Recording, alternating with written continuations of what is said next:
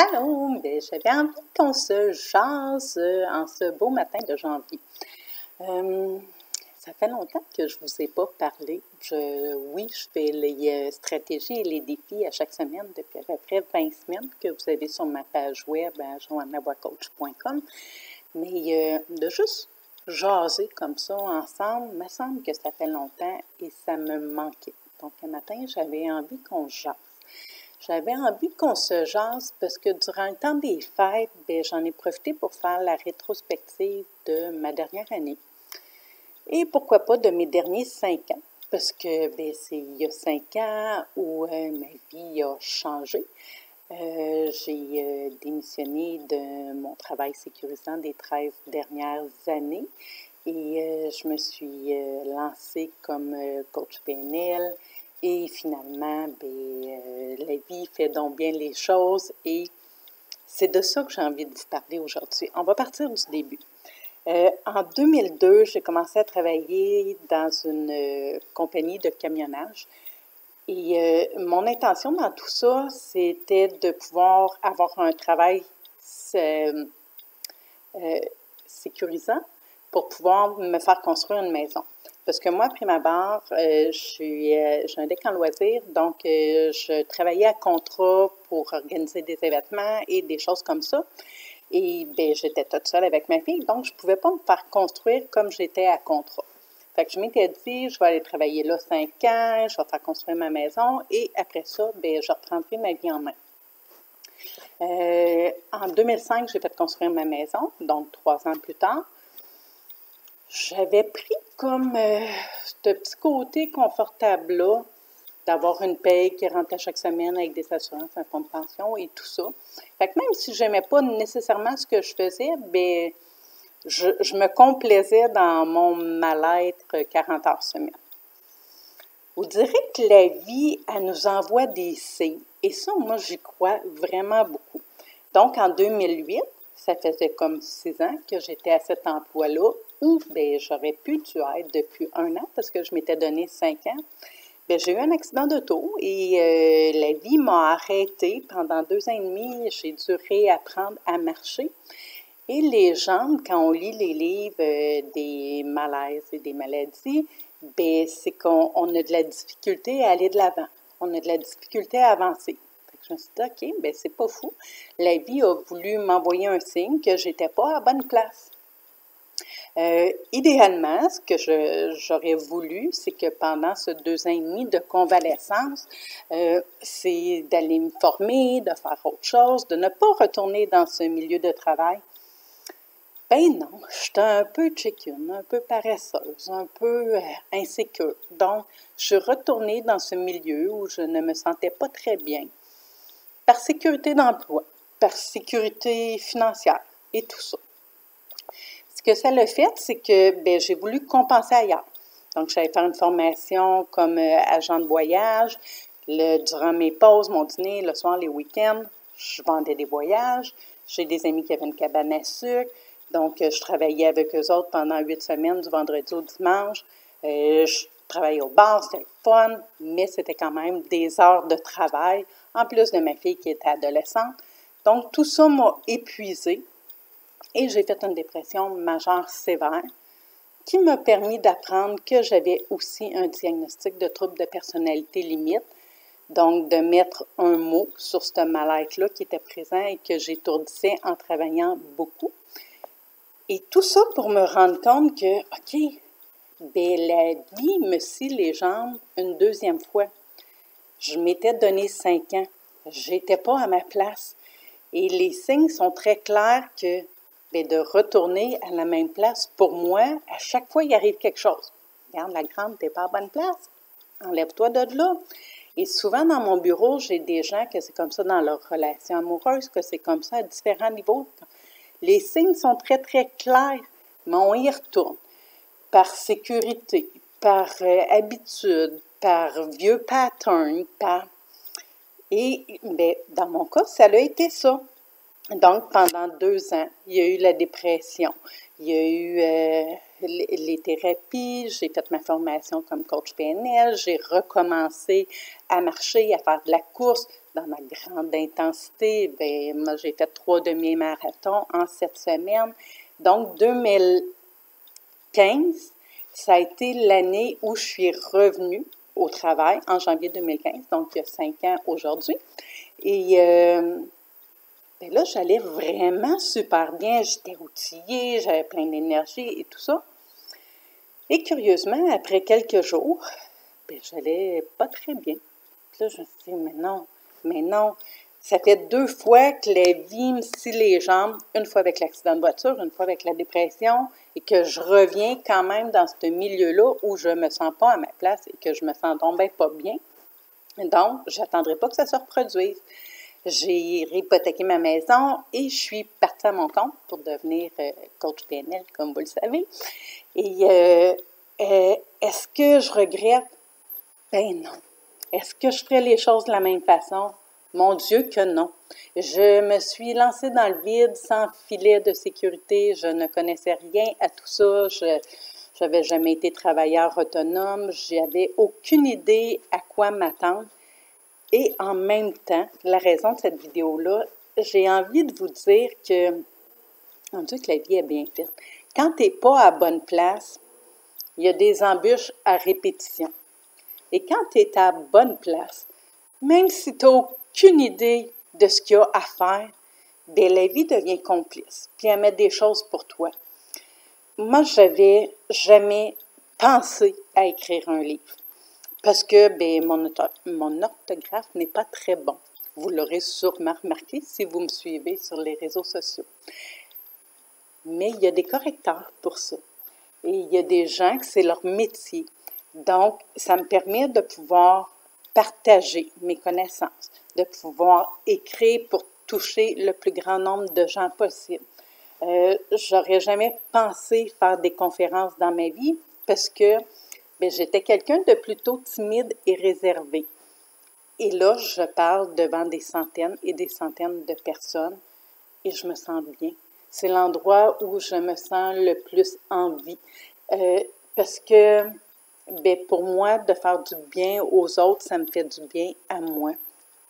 Ce que j'ai envie de vous dire dans cette vidéo, c'est de les écouter, les signes. En 2015, j'ai donné ma démission. En 2016, si on fait une petite rétrospective, ça a été mon année de voyage. Je suis partie par mon chemin de Compostelle, 5 semaines avec mon sac à dos. J'ai marché 1000 km. Je me suis retrouvée toute seule avec moi-même. Mon Dieu, que j'ai adoré ça. Je suis une grande solitaire. Je suis bien toute seule avec moi-même. Et pourtant, pendant des années, j'ai ressenti le besoin d'être entourée de plein de gens. Et pourtant, bien, qu'on est bien avec soi, je pense qu'on a beaucoup moins besoin de la quantité, mais plus de la qualité des gens qui nous entourent. Ensuite, en 2016, je suis partie faire de l'aide humanitaire en Inde pour me rendre compte que, bien, Mère Teresa, là, oui, elle fait partie de moi. Oui, j'aime ça, aider les autres. Au détriment de ma propre santé, plus jamais.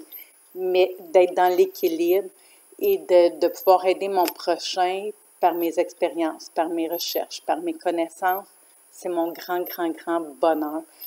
Ensuite, en 2017, il y a eu la sortie de Borderline mais pas folle, l'entrevue avec Denis Lévesque, les stations de radio, de devenir best-seller après juste 5 mois pour quelqu'un qui n'est pas une personnalité publique. C'est vraiment oui, un bonheur et en même temps, ça me confirme à quel point les gens ont besoin de connaissances au niveau de la santé mentale. Il manque tellement de ressources. Et ça aussi, moi, ça avait été une grande peine dans ma vie de ne pas terminer mon université. J'étais en généalogie et je n'ai pas terminé. Et pour moi, c'est un grand échec dans ma vie. Donc, depuis déjà les 3 dernières années où je suis invitée aux Journées annuelles de la santé mentale et dans différents colloques en santé mentale avec que des spécialistes en santé mentale et qui reconnaissent mon expertise, je me dis, OK, bien, tout ce que j'ai vécu a autant de valeur que toutes les études que ces gens-là ont pu faire parce que bien, leur connaissance et mon expérience viennent vraiment apporter énormément au niveau de la santé mentale ici au Québec et aussi en Europe. Donc, ce que j'ai ça a été pour 2017. 2018, il y a eu la modélisation, bien sûr, pour Borderline Heureuse. Donc, 11 histoires de 11 personnes que j'ai rencontrées qui vivent bien avec les critères du trouble de personnalité limite. Il y a eu plein d'expériences, de recherche, de connaissances et tout ça que j'ai envie encore plus en 2020 de vous partager. Je le fais à travers des conférences dans différents milieux. La semaine prochaine, je suis dans un pénitencier. J'aurais jamais cru faire des conférences dans ces endroits-là. On me demande un peu partout. Et ça, là, c'est mon plus grand bonheur d'être en mesure de partager dans ces différents milieux-là des outils et des stratégies aux gens pour qu'ils vivent heureux au quotidien. Mon bureau de coaching, je vois tellement des choses exceptionnelles. Tu sais, il n'y a pas d'âge pour le coaching. Ça part, mon plus jeune avait 7 ans et il venait me voir parce que quand il prend l'avion, il était tout le temps malade. Puis on a vraiment reprogrammé tout ça. Maintenant, il voyage avec ses parents chaque année et il passe un beau moment et ça va bien, ça évite l'anxiété et tout ça. Il est très bien dans tout ça. Ma plus vieille dame, avec 80 quelques années, elle venait pour un deuil. Et il y a toute la panoplie entre les deux, que ce soit pour un entrepreneur, augmenter son chiffre d'affaires, améliorer sa communication, tout ce qui est son côté marketing avec mes grands sportifs, que je vois des exploits s'accomplir. OK, my God, on a enlevé les blocages. On, étant pas moi, c'est vraiment les gens. Moi, là, je suis juste là pour accompagner. Je suis juste l'outil qui permet de venir tout déblayer tout ça, puis permettre aux gens d'être vraiment qui ils sont dans le plus profond d'eux-mêmes, d'enlever toute cette carapace-là qu'on se met pour se protéger, pour se sécuriser. Mon rôle de coach et celui de praticienne et facilitatrice Access Bar, c'est vraiment de vous accompagner dans tout ça. Et c'est vraiment mon plus grand bonheur. Donc, pour 2020, je continue à me laisser bercer par le cycle de la vie parce que des fois, quand on focus sur quelque chose, c'est peut-être pas là qu'on a vraiment, qu'on devrait être. La vie, elle connaît notre destin, elle sait où on doit aller, fait que de se laisser guider. Souvent, ce que je vais dire en conférence, c'est, tu sais, il n'y en a pas de secret. Les grands secrets de la vie et tout ça, il n'y en a pas de secret. Il faut y croire, puis il faut faire des actions. Si vous faites juste y croire, puis que vous ne faites pas d'action, bien, je m'excuse, je ne crois pas que les choses tombent du ciel comme ça. Si vous faites juste des actions, puis vous n'y croyez pas, vous allez vous auto-saboter pour vous donner raison que, mon Dieu, je savais donc bien que ça ne marcherait pas. Donc, si vous y croyez et que vous faites des actions, puis que vous êtes vraiment à l'affût des signes de la vie, il se passe des miracles. Vous m'auriez dit il y a 5 ans que je ferais ce que je fais aujourd'hui, jamais. Jamais. Moi, j'avais écrit beaucoup en 2008 avec l'accident d'auto. Tu sais, j'avais fait dans un an, 5 ans, 10 ans, où est-ce que je me voyais. Puis, je me voyais aider les gens. De quelle façon, j'en avais aucune idée. Mais je savais que j'avais ce besoin-là. Moi, je suis bien quand j'aide les autres. Quand j'étais étudiante, je travaillais en maison de jeunes, je faisais du travail de rue. J'avais ce besoin d'aider les gens qui étaient plus démunis.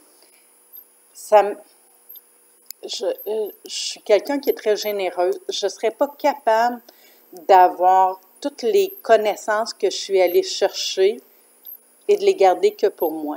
Je n'en verrais pas l'intérêt. Oui, je l'ai fait pour moi après ma banque. Je l'ai fait pour ma fille. Je l'ai fait pour avoir une raison d'être. Quand je me suis réveillée à l'hôpital la dernière fois, en 2013, je crois, je me suis dit que si j'étais encore là, c'est que ma mission n'était pas encore accomplie. Et je me suis demandé c'était quoi cette mission-là. Et je pense sincèrement que si j'ai eu la vie que j'ai eue, avec les choses à surmonter que j'ai surmontées, c'était pour pouvoir servir peut-être de modèle, pour pouvoir accompagner les gens, puis de leur montrer que tout est possible. J'ai rien de plus que personne. Je suis une petite fille de Sainte-Thérèse qui n'a pas fini son université, qui n'a pas eu la vie super facile, qui n'a pas super confiance en elle, qui a rien de distinctif autre que ben, je vous aime et je m'aime à travers vos yeux parce que ben, je pense que chaque personne a quelque chose de beau à apporter, puis j'ai envie de vous aider dans cet accomplissement de soi, d'être la meilleure version de vous-même parce que vous le méritez. Donc, c'était le petit on jase ensemble parce que vous me manquez. Ce que j'ai envie de vous dire aussi, c'est que dans les semaines qui viennent, je vais être dans les différents salons du livre, je vais être au salon de l'éveil de Laval en février prochain. Venez me voir, venez me jaser. J'aime ça. J'aime ça quand vous me croisez à l'épicerie puis que vous me parlez, quand vous me croisez au restaurant, au Costco puis que vous me jasez.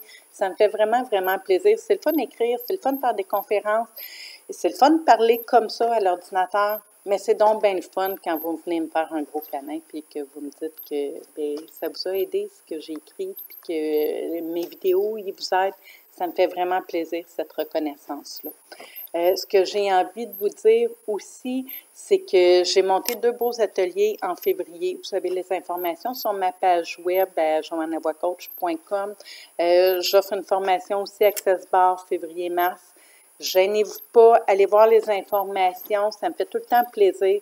J'essaye le plus possible pour les ateliers et le groupe de discussion que ce soit accessible à grandeur du pays. Donc, même si vous n'êtes pas dans la région des Laurentides, c'est possible d'assister aux ateliers et aux groupes de discussion. Et ça, pour moi, c'est vraiment important. Idéalement, un jour, il y en aura partout, mais pour le moment, bien, c'est la façon que j'ai trouvée pour pouvoir accommoder le plus grand nombre de gens possible en 2 ans, parce que ça fait 2 ans, en décembre passé, le groupe de discussion Borderline Anonyme, on a eu plus de 300 personnes. Et ça, c'est vraiment, vraiment un beau privilège de pouvoir accompagner les gens, qu'on ait des belles conversations, qu'on se partage des outils, d'être dans cet amour-là les uns des autres plutôt que de s'isoler parce qu'on ne se sent pas bien. Je trouve que c'est un beau privilège que les gens m'offrent et c'est exceptionnel. On est loin de la fille qui achetait des pièces de camion il y a 5 ans. Donc, tout est possible. Et c'est possible pour moi, c'est possible pour vous.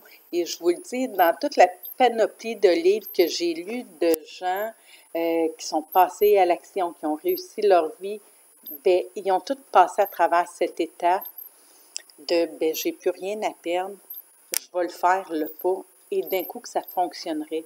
Et je vous le dis, il y a une magie qui se produit et la vie devient complice. Allez vous chercher des informations, formez-vous dans ce que vous voulez faire, faites-vous accompagner par un bon coach. Et ça aussi, c'est important. Je sais qu'il y a une mode de coach présentement. C'est important de choisir quelqu'un qui a une formation, qui est reconnu. Donc, allez voir au niveau des associations, si c'est quelqu'un qui est reconnu. Vous ne laisseriez pas vos yeux à quelqu'un qui n'a pas de formation, vous ne laisseriez pas votre bouche à quelqu'un qui n'a pas de formation, bien, laissez pas votre tête à quelqu'un qui n'a pas de formation, qui s'improvise coach de vie parce qu'il y a une vie.